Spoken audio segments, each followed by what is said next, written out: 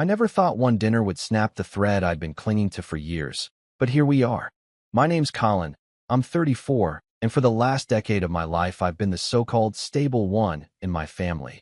The guy who doesn't drink too much, doesn't raise his voice, pays his bills on time, and somehow always ends up picking up the tab. The one everyone leans on, never thanks, and quietly resents once the check clears. I'm not married. No kids. No major drama. Just a decent job in IT, a quiet need for peace, and a tendency to say yes to things I should probably say no to. And maybe that's part of the problem. Maybe I made it too easy for them. Let me rewind a bit. I've always been close to my sister Rachel, at least in that polite, not really close kind of way. We were tight when we were kids, but adulthood brought out something in her that I didn't see coming. A sense of entitlement dressed up as family loyalty. She married young, had 2 kids by the time she was 25, and since then, I've watched her become this tornado of passive-aggressive jabs and emotional manipulation. Her husband, Eric, is a bland man with loud opinions and a selective work ethic.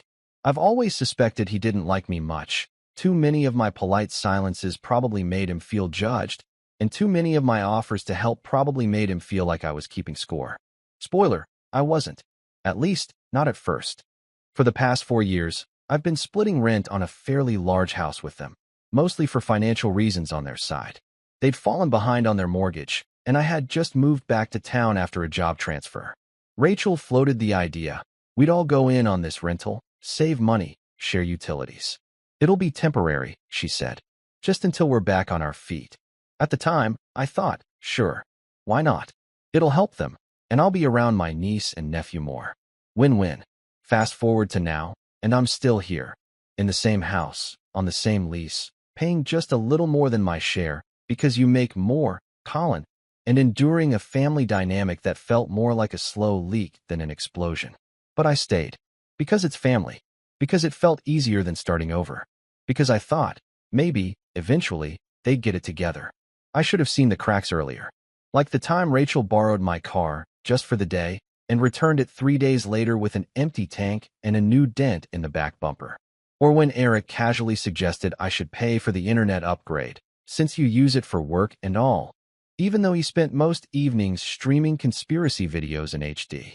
Or the way they always assumed I'd pick up the dinner tab when we went out. Every time. You got this one, right? Like it was some inside joke and I'd just forgotten the punchline. Still, I let it go. I told myself it wasn't worth the drama. That if I confronted them, it would just make things worse. That maybe they didn't realize how often they leaned on me. Maybe they appreciated me in ways they didn't know how to say. And then came the vacation. It started months ago. Rachel was stressed, the kids were burnt out from school, and Eric was between jobs, again. I had some unused PTO and a decent bonus sitting in my account, and against my better judgment, I offered to book a beach house for all of us. 7 days. Oceanfront. 2 hours away. My treat, I said, and I meant it. I really did. I just wanted to do something good. Something fun. Something that might make me feel connected to them again. Rachel cried. The kids were thrilled. Eric gave me a fist bump and said, "You're the man, Colin." And for a moment, I believed it might actually be a good idea. But things started shifting almost immediately. Rachel began treating the trip like it was her project. She picked the dates, assigned rooms, made a grocery list, even emailed me a spreadsheet of shared responsibilities, despite the fact that I was footing the entire bill. Then she suggested inviting her best friend and her kids along, just for a night or two. And when I hesitated, she pouted like I'd just canceled Christmas. Eric started bragging to his friends about our beach house, casually dropping references to it like he owned the deed.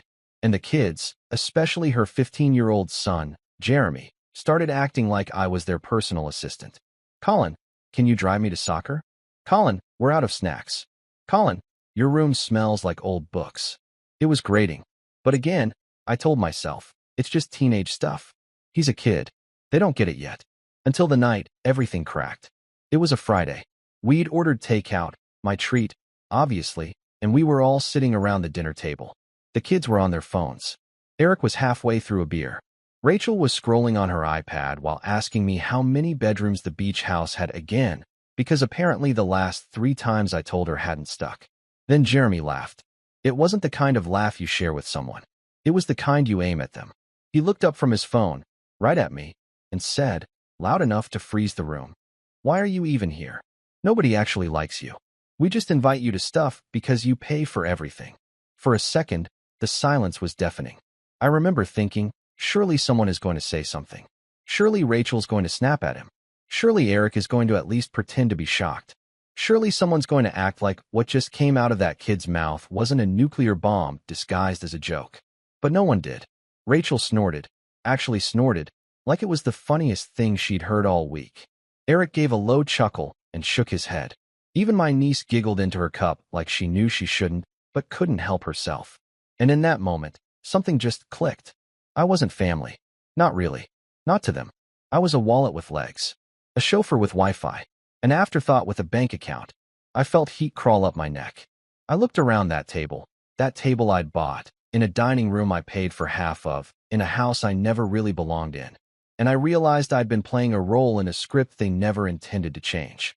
So I stood up. No shouting. No dramatic gestures. Just quiet clarity. I walked to my room, grabbed my laptop, canceled the vacation reservation with a few swift clicks. Full refund, thankfully, and then started packing a bag. 10 minutes later, I walked back through the dining room, holding my suitcase. Rachel blinked. "Wait, where are you going?"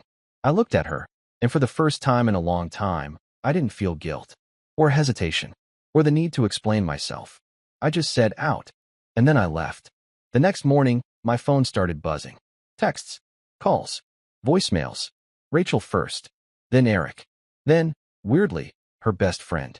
Even my mom chimed in from out of state, asking why I was being so dramatic.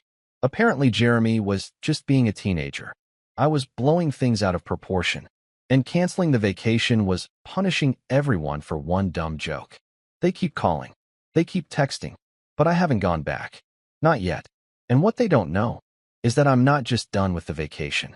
I might be done with all of it. If walking out of that house with my suitcase in hand was the moment I took my first breath of fresh air in years, what came next was the slow realization of just how polluted the air had been all along. I didn't have a plan at first.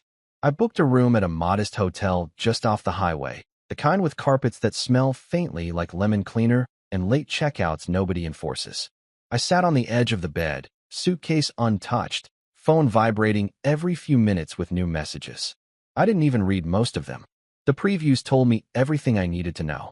Rachel, you seriously need to grow up. Eric, real mature dude. Mom, I'm not picking sides, but this is a bit much, Colin. A bit much. That phrase stuck with me. They were always saying that when I pushed back, the few times I actually did. When I said it wasn't fair that I paid more than half the rent, when I said maybe Jeremy needed consequences after he broke my headphones, when I mentioned, offhandedly, that I didn't feel very included in the decisions about our shared space. Every time I drew a boundary, they acted like I'd dropped a grenade at the dinner table. I didn't sleep that night. My mind kept bouncing between frustration and sadness and a weird, gnawing feeling that I couldn't quite name. Like I was mourning something, but I didn't know what. A version of my family that never really existed? The years I'd spent trying to earn love through helpfulness? The next morning, I went to a little diner around the corner, ordered pancakes I didn't eat, and stared out the window while the waitress refilled my coffee 3 times without asking. By noon, I'd found a furnished short-term rental on the other side of town, expensive, but clean, quiet, and mine. I signed the lease that afternoon and paid 3 months up front. I didn't tell anyone. Let them stew. But as the silence dragged on, something strange happened. The calls didn't stop. They just changed. The first week, it was all about the trip. Rachel's voice messages grew increasingly frantic, guilt-laced with lines like, "The kids were so excited, Colin," and "I already told everyone about it," as if my cancellation was some personal attack on her ability to keep up appearances. She even tried weaponizing nostalgia. "Remember when we used to go to the lake with Mom and Dad? You're taking that away from them now." Then Eric chimed in with his own unique brand of manipulation. "We can talk about this, man. But punishing Jeremy doesn't make you the bigger person." As if I had slammed a door on some teachable moment they would have handled with grace and insight if only I hadn't been so sensitive. By the second week, though, the messages took a different turn, one I didn't expect. They started talking about the house. It began with subtle hints. Rachel texted, "Hey, just wondering when you'll be back." Rent's due soon. Then Eric sent me a message that said, FYI, landlord's asking if you're still on the lease. I said you were just taking a break. And that's when I realized they didn't think I was serious. They thought I'd cool off, miss them, and come slinking back with my wallet open and my tail tucked. So I sent Rachel a short, polite message. The first real communication since I walked out. Hey, I'm not coming back. Feel free to transfer the lease into your name. She didn't reply for 2 days. When she did, it was a novel. Long paragraphs about how you can't just leave us like that, and this affects all of us, and you made a commitment. She tried appealing to my sense of duty, reminding me how I'd promised to help when they were struggling. How? You were the one who said family sticks together. It wasn't until the very end of her rant that the real panic showed through. We can't afford the full rent without you, Colin. There it was. The truth. That sentence clung to the back of my mind like a parasite. It wasn't about me walking out. It was about the vacuum I left behind. Not emotional, but financial. I wasn't a brother or an uncle. I was a crutch. The longer I stayed silent, the more desperate the messages became. My mother, who had been mostly quiet during the initial blow-up, decided to get involved. She called me during a lunch break at work, her voice gentle, almost rehearsed. Colin, honey, can we talk? I didn't hang up, but I didn't say much either. She started slow, asked how I was, if I was eating well. Then came the shift. Rachel told me what happened. I know Jeremy said something awful, but he's a teenager. They say things they don't mean. I kept my voice steady. He meant it. There was a pause. Well, even if he did, you have to be the adult in the room. That's when I laughed. Not loudly, not bitterly, just a quiet exhale of disbelief. I have been the adult in the room for 10 years, Mom. She didn't know what to say to that. That call ended with a familiar line. I just don't want the family falling apart over something like this. Too late. Weeks passed. I settled into my new place. Quiet evenings. No teenage stomping upstairs. No Rachel barging into my room without knocking to ask if I could Venmo her for groceries. No Eric leaving passive-aggressive notes about the dishes I didn't wash after he used them. I should have felt free, light, liberated. But I didn't. Not yet. Because then came the betrayal that flipped everything upside down. It was a Thursday. I was getting ready for bed when I got a call from a number I didn't recognize. I let it go to voicemail. Then I got a text. Colin, this is Mr. Alvarez, your landlord. Please call me when you can. It's urgent. I felt that sick flutter in my stomach. I called him back immediately. He answered on the first ring. Hey, Colin. Sorry to bother you so late. I wanted to clarify something. Rachel and Eric told me you'd agreed to stay on the lease, but live elsewhere. They said it was a temporary thing, some trial separation, while you worked through a family disagreement. My mouth went dry. They what? He cleared his throat. They sent me a signed copy of the lease renewal last week. It had your name on it. Electronic signature. Same email as before. I sat down. I didn't sign anything. Silence. Are you saying that wasn't you? No. I said, my voice tight. It wasn't. That night, I barely slept. My mind kept replaying the implications. They forged my signature. They used my name. They lied to the landlord to keep my financial liability tethered to a lease I had no intention of continuing. The next morning, I drove straight to the property management office with my ID and a printed copy of every text and email I'd exchanged with Rachel and Eric. The office manager was professional, but I could tell she was appalled. Mr. Alvarez called me later that day to apologize. We'll void the renewal immediately. And don't worry, they'll be responsible for the full amount going forward. I thanked him, hung up, and sat in my car staring at my hands for 10 solid minutes. That was the moment. Not the insult at dinner. Not the laughter. Not the texts telling me to get over it. This was the moment I realized they were willing to lie, to manipulate, even commit fraud. Also, they wouldn't have to take responsibility for their own lives. That wasn't just selfish. That was dangerous. And I was done being polite about it. I wish I could say I stormed out of the landlord's office with fire in my chest and a perfect plan forming in my head. But I didn't. I just sat there in my car for a long time, breathing. It was a weird kind of quiet, the kind that follows a controlled detonation. Not chaos, not screaming, just a stillness that told me the damage was done and there was no going back. I wasn't angry anymore. That was the scary part. I wasn't even surprised. Somewhere, deep down, I think I knew this was always who they were. I'd just spent years painting over it with the soft brush of their family. But family doesn't fake your signature. I went home, not the house, and stood in my kitchen while the kettle boiled. The windows were open. Outside, some kid was riding his bike up and down the block, laughing like nothing in the world had ever disappointed him. And for a second, I envied that kind of freedom, that total unawareness of what it feels like to be used by the people you'd once have dropped everything for. That night, I sat down and started writing. Not a letter, not a message, just writing. I needed to get it out of me. Everything I'd bottled up. Every time I'd been told I was too sensitive or making a big deal out of nothing. Every holiday where I paid for everything and left with a hollow ache in my chest. Every birthday where I smiled at a half-hearted happy birthday and a card signed in someone else's handwriting. I wrote until 2 in the morning. Pages and pages of memories I hadn't realized I was still carrying like lead weights in my ribs. When I finally closed the notebook, I felt lighter. Still hurt, but lighter. The next few weeks were quiet, but the kind of quiet that comes from deliberate absence, the kind you build around yourself like a wall. Rachel stopped calling. Eric didn't text. My mom tried once or twice, but when I didn't reply beyond a simple, "I'm okay," she gave up. And in that silence, I started to heal. I focused on work. I volunteered for projects I used to turn down. I started eating lunch with coworkers instead of disappearing into my office like a ghost. People started inviting me to things, trivia nights, happy hours, weekend hikes. And for the first time in a long time, I said yes. It was awkward at first. I'd forgotten how to talk about things that weren't family-related.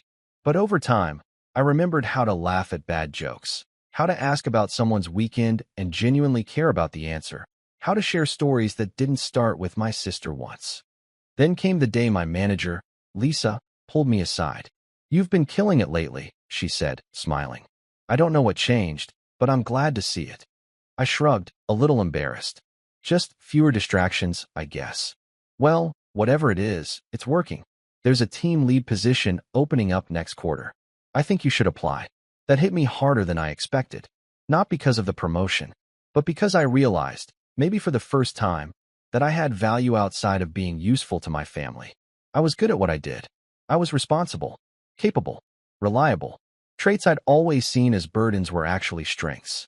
And when they weren't being constantly exploited, they started to shine. I started going to therapy too. I'd been meaning to for years, but money always seemed better spent on someone else's emergencies. Now, sitting across from someone whose job wasn't to judge or dismiss me, but to actually listen, that was its own kind of strange, vulnerable relief. We talked about boundaries, about childhood, about why I'd spent so long bending myself into shapes that fit other people's needs. "You've been trained to believe love is something you earn," my therapist said one day gently. "But real love isn't transactional. It doesn't keep a ledger." That stuck with me. So did the next thing she said. "Your absence is revealing the shape of your worth to them.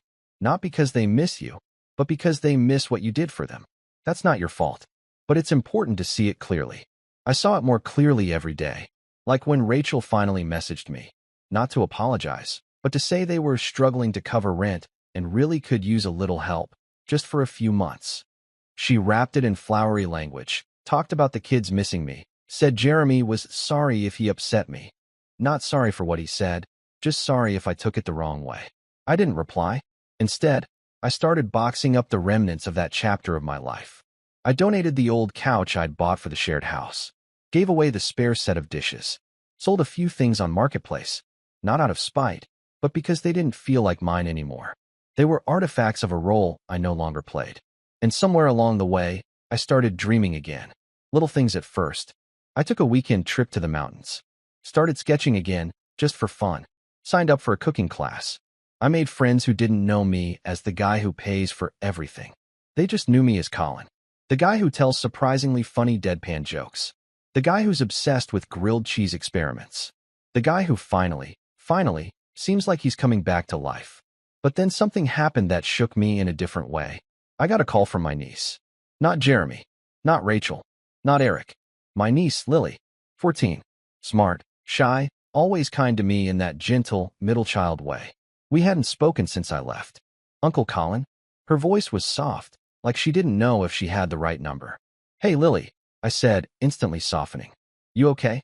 She didn't answer right away.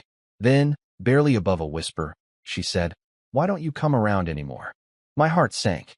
I sat down on my bed, phone pressed tight to my ear. "It's complicated. Mom says you're mad at Jeremy. But you didn't even say goodbye." She wasn't angry. She wasn't accusing. She sounded hurt. I swallowed. "I didn't leave because of you, sweetheart. Or even just Jeremy. It was bigger than that. But I should have told you. I'm sorry." Silence again. Then, "I miss you." I closed my eyes. "I miss you too." We talked for a few minutes. Nothing deep. Just school stuff. Her favorite teacher. A new video game she liked. I promised to call her again soon. She made me promise twice. When I hung up, I just sat there, staring at the wall. Because that was the hardest part. Not the betrayal. Not the manipulation. But the collateral damage. There were people in that house I loved. Kids I'd watched grow up. Memories that weren't all bad. And now, a fracture I wasn't sure could be repaired. Not without me falling back into old patterns. So I made a decision. One I didn't tell anyone about. Not yet. But it involved lawyers. And paperwork. And a quiet, careful plan that had nothing to do with shouting or revenge or dramatic exits. Just clarity. And consequence. I wasn't going to let them steal my name, my stability, or my peace. Not anymore. And I wasn't done yet. Lily's call had lingered in my chest for days. That soft, unsure voice asking why I didn't say goodbye. It hit harder than any insult Jeremy ever threw at me. And not because I felt guilty for leaving. No, that decision still felt right. But it reminded me that in all this emotional wreckage, there were innocent bystanders. People who got caught in the crossfire of a war they didn't start. That's when I realized something important. I wasn't just walking away from toxicity. I was also leaving behind the one thing I had always underestimated, leverage. Because for years, I had been the quiet one. The helper. The problem solver. The guy who made things easier without asking for credit. But now, I'd stepped back, and for the first time, I could see the whole structure, how it operated, where the weak spots were, and more importantly, how fragile it really was without me. And that's when the anger came back. Not loud, not destructive, just steady, cold, controlled. The kind of anger that sharpens you, not blinds you. Because I wasn't just going to disappear and let them keep spinning the same lies. I wasn't going to let Rachel and Eric weaponize family while exploiting me behind the scenes. And I definitely wasn't going to let a forged signature slide. It was time to shift from recovery to strategy. And I had more cards than they thought I did. First, I called Mr. Alvarez, the landlord. I told him everything. Not just about the forged signature, but the pattern. How I had covered rent multiple times to prevent eviction. How Rachel once forgot to pay the electric bill and used my card without asking. How they misrepresented shared costs and routinely pressured me into paying extra because I made more. To his credit, Mr. Alvarez was sympathetic and more than a little alarmed. "I had no idea it was that deep," he said. "They made it sound like you were just being emotional." I laughed bitterly. "Of course they did. I'll make a note," he said. "Just so you know, their lease ends in 3 months. They're already a month behind." Interesting. Very interesting. After that call, I did something I'd been avoiding. I went through my email receipts, bank statements, Venmo history, every digital breadcrumb from the past 4 years. I built a folder titled Household Expenses, and inside it, I created subfolders for everything. Rent overages, utilities, food, furniture, emergencies. Every single favor I'd done was now a PDF with a timestamp. By the end of the week, I had a 77-page document. I didn't plan to sue them. Not yet. But it felt good to have the truth organized in case I needed it. Step 2 was therapy again. Not just because I needed support. I did, but because I wanted clarity. I told my therapist everything. The forged lease. The manipulated vacation. The way I felt used, discarded, then guilt-tripped into silence. She looked at me and said, "You're not overreacting. You're reacting appropriately." It felt good to hear. Then she added, "If you're still trying to help the kids, Lily especially, you need to approach this like a long game. You can't be the superhero crashing through the window. You need to be the steady presence that doesn't flinch, even when they pretend they don't need you." That stuck with me. So I started planning with that mindset. I wrote Lily a handwritten letter. Nothing too serious. Just something warm, personal, and thoughtful. I told her I missed her, that I was proud of her, that even when I wasn't around, I still cared deeply about her life. and that no matter what anyone said, she could always call me. I mailed it with a little sketch I'd drawn of her favorite game character, something she used to beg me to doodle during long car rides. I didn't hear back right away, but that wasn't the point. The point was letting her know I was still there, just not there. Then came step 3. I reached out to my old college roommate, Devin. Devin was now a real estate attorney, the smart, low-key kind who wore hoodies to meetings and could take down a shady landlord or tenant with surgical precision. We hadn't spoken in years, but when I texted him asking for a meeting, he replied within an hour, "You buying a house or burying someone legally?" I told him, "Not burying, just sending a message." We met for coffee, and I laid it all out. He listened without interrupting, asked the occasional question, took notes on a yellow pad like it was a deposition. When I finished, he looked up. "You know this is fraud, right? Like, actual, prosecutable fraud." I nodded. I figured. "You want to press charges?" "No," I said. "Not yet. I want them to feel the weight of what they did. But I also want options, legal leverage. I don't want them pulling this crap again." He leaned back. "You're playing chess." "I like it." Devin drafted a cease and desist letter.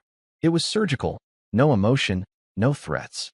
Just a cold, clear outline of what they'd done, what laws they'd broken, and how any further attempt to involve me in their affairs, financial or otherwise, would be met with formal legal action. Then we mailed it. Certified. Signature required. Rachel signed for it. 2 days later, my phone lit up like a pinball machine. Missed calls. Voicemails. Some angry, some panicked. One from Eric that said, "You really think you can threaten your own family like this?" I didn't respond. Because step 4, the most important step, was silence. Silence was power. The less I said, the more they had to guess. And judging by the frantic tone of Rachel's voicemails, they were guessing all the wrong things. They thought I was suing them. They thought I was going to tell the whole family. They thought I was turning Lily against them. And I didn't correct any of it. Instead, I poured myself into work. Applied for the team lead role. Got it. Started saving money. Took a weekend trip to Chicago. Met some friends. Laughed until my stomach hurt. Then I came home and signed up for a woodworking class. Something I'd always wanted to try but never had time for. I wasn't just rebuilding. I was expanding. And the entire time, I kept one eye on the calendar. Because Rachel and Eric's lease was ending soon. They were already a month behind. And I had a very strong suspicion that, without me holding the bottom line together, they were going to start spiraling. And when they did, I wanted to be ready. Not to gloat. Not to destroy them. But to show them that I was the foundation, and now that I was gone, they'd have to figure out how to stand on their own. Or collapse. And that collapse? It was coming sooner than they thought. The collapse came on a rainy Tuesday morning, the kind that turns the world a dull gray and makes every sound feel heavier. I was sitting at my desk, sipping coffee, when the first text came through. "Rachel, Colin, please, we need to talk. It's serious." I didn't reply. An hour later, I got a call from an unknown number. I let it go to voicemail. When I checked the message, it was Rachel, voice tight, clipped, but cracking around the edges. "Colin, I don't know what else to do. The landlord served us an eviction notice. We're behind, and he's not letting us extend. He said you told him not to. I don't know what kind of game you're playing, but you're ruining people's lives." That part made me laugh out loud, because what she was really saying was, "You stopped carrying us, and now we're falling apart." I didn't call her back. I didn't need to. Because my part? It was already done. It started a month earlier, when I got the official word from Mr. Alvarez that Rachel and Eric hadn't paid a dime of rent since I left. Not one. They'd promised partial payments, made excuses, dodged phone calls. At first, he gave them leeway, probably because they had kids. But by month 3, he'd had enough. They were getting 30 days' notice to vacate. Legally, peacefully, but firmly. He asked me, off the record, if I wanted to be notified when they were removed. I told him no, but I did ask him one thing. "Can you make sure the kids are out of the house when it happens?" He paused, then said quietly, "I'll do what I can." So while the clock ticked down on their lease, I waited. And while I waited, I prepared. See, revenge, real revenge, isn't about fireworks. It's about pressure. It's about removing the thing they leaned on most and letting nature do the rest. Rachel and Eric had built their entire world on the quiet assumption that I would always be there. That I would forgive. That I would fix. That I would pay. And now, for the first time, they had to answer for their own decisions. Word spread quietly through the family. I hadn't said much, but the story got around. Not from me, I was careful about that, but from Rachel's own desperate flailing. She'd told our mother, hoping to turn her into an ally. But instead, it just cracked open a conversation our family had been avoiding for years. Mom called me one night, days before the eviction notice was served. "Colin," she said, "I want to apologize." I was quiet, waiting. I should have stepped in sooner. I didn't realize how much they were leaning on you, or how long it had been going on. "They didn't hide it," I said. "You just didn't want to see it." She sighed. "I know." And for the first time in years, we had an honest conversation. No guilt, no manipulation, just truth. She told me Rachel had always assumed I'd be fine because Colin's the responsible one, that she figured I didn't mind because I never complained. "That's the thing," I said. "I shouldn't have had to complain." She didn't argue. When the eviction was finalized, I didn't celebrate. I went for a walk. It was a strange day, sunny but cool, with wind that made the leaves shiver on the trees. I kept thinking about Lily, about how hard this was going to be on her.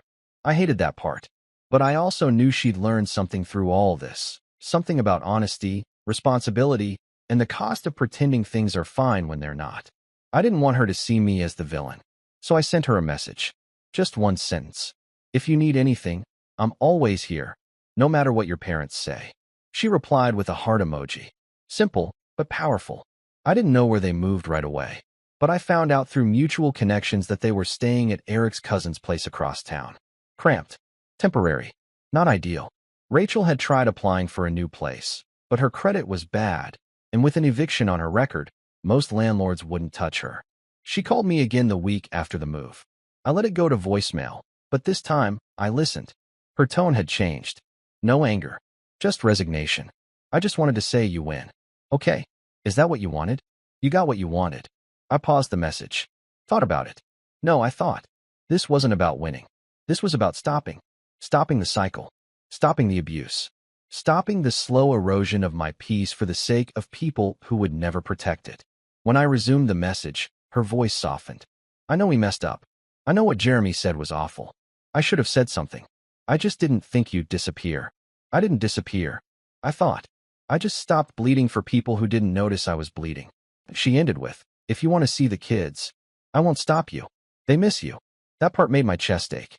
Because despite everything, I did miss them. Lily especially. But I still didn't call her back. Because some doors, once closed, should stay closed, at least for a while.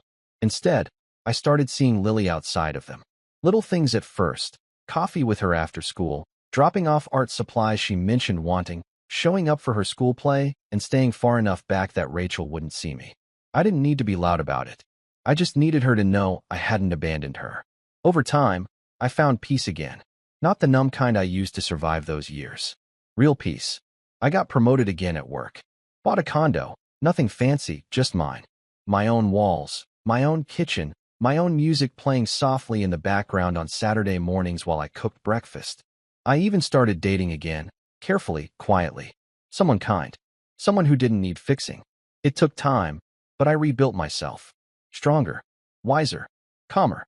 And eventually, I got a letter. From Jeremy. It was short, typed, printed on plain white paper, and folded into an envelope with no return address. "Uncle Colin, I don't expect you to forgive me. I don't even know if you want to hear from me. But I wanted to tell you that I'm sorry. For what I said. For how I acted. I was trying to be cool or funny or whatever, and I didn't think about what I was actually saying. You were always there. I see that now. I don't know why no one else seemed to see it at the time, but you were. And we took advantage of that. I don't deserve a second chance. But I hope you know that I regret it. Jeremy." I read it 3 times, then folded it carefully and tucked it into the back of my journal. I never wrote back. Some apologies are meant to be carried, not answered. And as for Rachel and Eric, last I heard, they were still scrambling. Different jobs. Smaller place. Less stability. I don't wish them harm. I just wish they'd learned earlier. But in the end, maybe that's the real revenge. Not the eviction. Not the silence. Not the cold precision of walking away. But the fact that I'm thriving, not in spite of them, but because I finally stopped sacrificing myself to keep their comfort intact. They lost their safety net. I found my freedom. And the final thread holding me to that version of my past snapped. Cleanly. Quietly, powerfully. I was never their foundation. I was their lifeboat. And when I stepped out, they finally had to learn how to swim.